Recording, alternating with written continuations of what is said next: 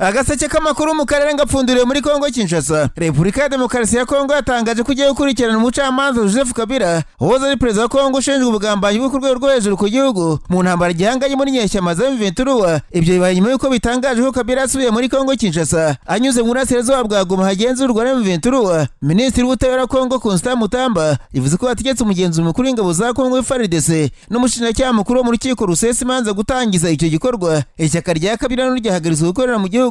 Mu itangazo Minisitiri Mutamba yashinje Kabila kugira uruhare rutaziguye mu bushotoranyi bikorwa n'u Rwanda runyuze mu mutwe w'iterabwoba wa M23. Ntacyo Kabila yari yatangaza ku mugaragaro ku makuru yo gusubira mu gihugu cyangwa se kuri bashinjwa n'ubutegetsi bwa Kinshasa. Mu kiganiro kuri telefone na BBC kuwa gatandatu, umuvugizi wa M23 Lawrence Kanyuka yumvikanije ko Kabila yageze i Goma ati simbona ikibazo na kimwe cyaba gihari. Amakuru yo gusubira muri Kongo kwa Kabila yatangajwe bwa mbere na radio mpuzamahanga ya France RFI kuwa gatanu nijoro, isubiramo amagambo y'abantu babiri ba hafi ya M23 nayo umuntu uri hafi ya Kabila. RFI isubiramo amagambo y'abo bantu yatangaje ko Kabila anyuze i Kigali akabona kugira mu murwa mukuru w'intara y'Kivu y'Amajyaruguru. Ntacyo leta y'u Rwanda yatangaje ku mugaragaro kw'ibyo. Minisitiri Mutamba yanavuze ko hasabwe ko imitungo yimukanwa n'imitungo itimukanwa na Kabila ifatirwa, ndetse ko hafashwe n'ingamba zo kugabanya ingendo z'abakorana nawe bose muri icyo gikorwa cy'ubugambanyi bwo ku rwego rwo hejuru. Ntibisobanutse uburyo Kinshasa iteganya gukurikirana Kabila mu bucamanza mu gihe havugwa kuba mu gice cy'igihugu itagenzura. Muri iri tangazo Minisitiri w'ubutegetsi bw'igihugu wa Kongo Shabani yavuze ko ibikorwa by'ishyaka PPRD rya Kabila bihagaritswe mu gihugu hose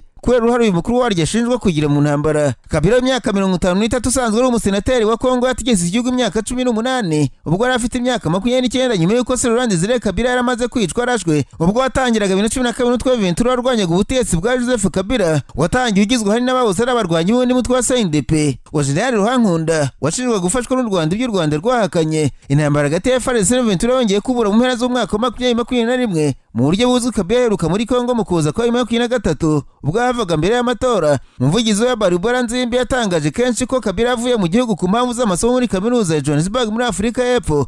Ibikorwa byo hanze ya Kongo byakomeje gutera inkeke ubutegetsi bwa Perezida Tshisekedi kugeza ashinja Joseph Kabila ko ari inyuma y'inyeshyamba za M23 na Colonel Nanga mugeze kuba umuntu hafi cyane ya Kabila. Ku itariki 8 Mata uyu mwaka RFI n'ikinyamakuru Jeune Afrique byari byatangaje ko Kabila agiye gusubira muri Kongo bidatinze anyuze mu gice cy'Iburasirazuba bivuga ko yabyemeje mu nyandiko. RFI na Jeune Afrique byari byasubiyemo inyandiko ivuga ko agiye gutaha ku igihugu cyifashe nayo mu rwego rw'umutekano no mu zindi nzego zose z'ubuzima bw'igihugu kugira ngo afashe gushaka ibisubizo. Kabila yaherukaga kugaruka mu itangazamakuru muri Gashyantare uyu mwaka ubwo avuga ko igihugu cye kiri hafi guturika kubera intambara y'imbere hari nyuma y'imyaka 5 acecetse. Muri Gashyantare uyu mwaka Tshisekedi yavuze ko Kabila ari umuntu nyawe uri inyuma y'ibi byose amushinja gufasha M23.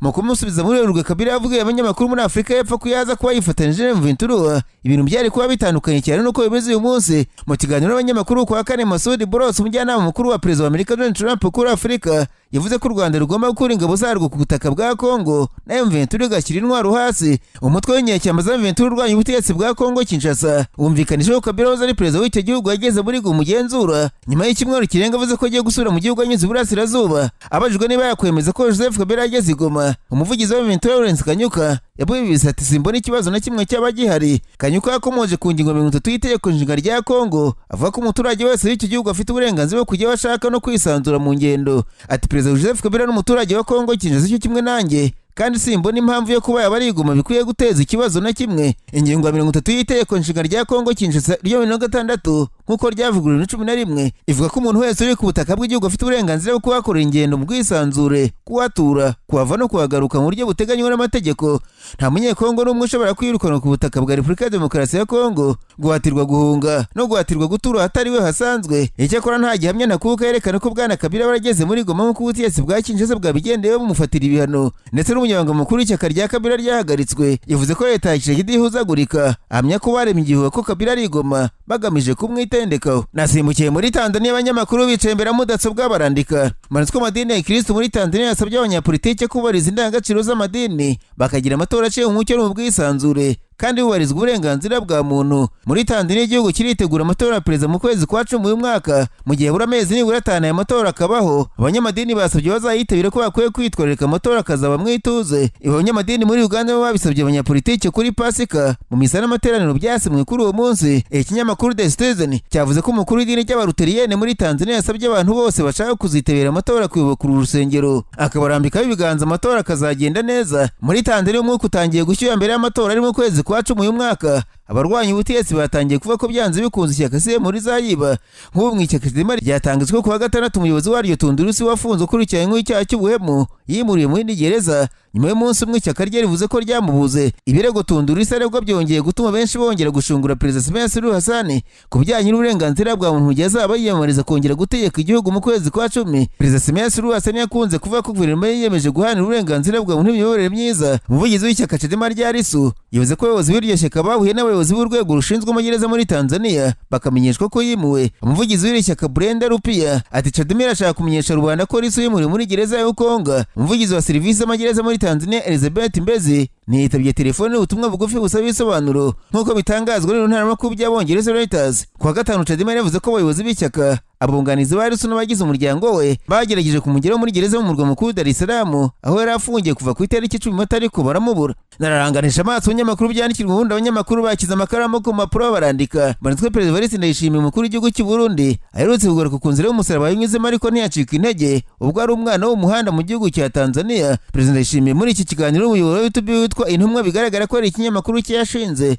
yavuze ko nta Murundi ukwiye kwiheba kuko nawe yabayeho nabi kandi aba umukuru w'igihugu. Avuga ko urwo rugendo n'ubwo ubuzima bushaririye rwatangiye ubwo yoherezwaga n'inyeshyamba za CNDD-FDD muri Tanzania kujya kuganiriza Runari Nyangoma ari umuyobozi wabo ariko akabata ku rugamba. Ndayishimiye avuga ko yaje gufata umwanzuro wo gushinga ikinyamakuru yise Intumwa kugira ngo ageze ku mpunzi muri Tanzania ndetse n'abari mu Burundi amakuru ajyanye n'urugamba, ariko agira ikibazo cyo kubura imashini biba ngombwa ko yiba muri ambasade. Muri iki kiganiro Perezida Ndayishimiye yakoze itangazamakuru mu icengezamatwara muri Tanzania avuga ko itangazamakuru ryamuyobora guteza imbere abaturage cyane cyane nk'abantu hirwa bicaye ku marigara badakora bakwiye guhabwa amakuru abafasha kumenya ibibera ahandi nabo bakabyigiraho. Bamwe bakurikirana Perezida Ndayishimiye bavuga ko akunda kugaragaza ubuzima bushariye yanyuzemo kugira ngo akomeze kurangaza abaturage badahwema gutaka ubukene bukabije no kwerekana ko igihugu cyamunaniye. Ikinyamakuru Rosoane cyo mu Bubiligi giherutse kwandika ko Burundi ari igihugu kidafite icyerekezo n'ibigendeye ku mitegekere gifite. Hagati ari kandi abasirikare 12 mu ngabo z'u Burundi mu ntara z'icyumweru gishize bapfuye barohamye mu kiyaga cya Tanganyika nyuma yo gukora impanuka y'ubwato. Kuwa gatanu ubwato buto bw'igisirikare cy'u Burundi kigwanira mu mazi bari abasirikare barimo bwakoze impanuka. Amakuru aturuka mu gihugu cy'u Burundi avuga ko mu basirikare bari baburimo harimo 9 bakomerekeye mu ntambara mu burasirazuba bwa Kongo, aho Burundi busanzwe bufite ingabo zihanganye n'M23. Ubwato barimo bwarohamye bwo bwari bugeze hafi y'ikirwa cyitwa Ubwari kiri mu kiyaga cya Tanganyika ahasanzwe bimwe muri bato y'ingabo z'u Burundi. Ni impanuka amakuru aturuka mu gisirikare cy'u Burundi yemeza ko yatewe n'umurengero ukomeye wari mu kiyaga cya Tanganyika. Kugeza kuwa gatandatu w'icyumweru gishize imirambo y'abasirikare bari muri biriya bwato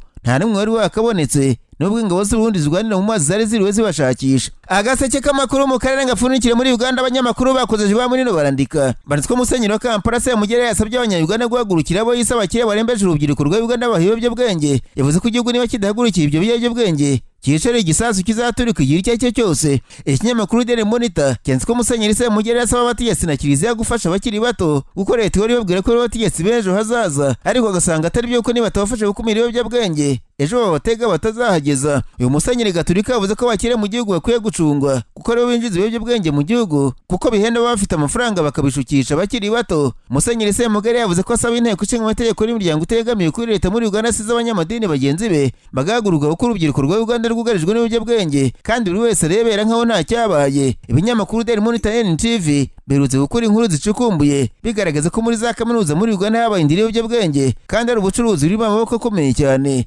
Rwanda rugufi badashobora kugira icyo bakoraho Promosi idasanzwe ku ndwara zitandukanye harimo nka diabete, hypertension, hepatite, impyiko na prostate. Waba sugira ububabare mu nda bushingiye ku moko y'inzoka zitandukanye nka amibe, teniya n'izindi, cyangwa ukunda kugira ibibazo byo mu nda bidasobanutse, ufite se ahubwo indwara z'uruhu cyangwa ukeka ko wahumanyijwe, yabazaniye promosi idasanzwe kuko ubu kuvurwa ari nk'ubuntu. Abangaba bafite inkomoko muri Tanzania kuko bakorera muri East Africa yose ndetse bagakorera no mu Rwanda. Bafite ubunararibonye mu kuvura bakoresheje imiti ikomoka ku bimera. Bavura cyane abagore bakunda kugira ibibazo mu myanya y'ibanga nk'ama infection, imihango idakama n'ibindi. Bavura kandi n'abagabo bagira ubushake buke mu gutera akabariro n'abatishimira ingano y'igitsina cyabo. Bakagira umwihariko kandi mu kuvura abakeka ko bahumanyijwe cyangwa barozwe. Ni inzobere mu by'ubuzima, bahamagare kuri nimero ziri kuri ekara yawe bagufashe. Akarusho nuko aho waba uri hose ku isi bakugezaho imiti yabo kuko bakorana na DHL.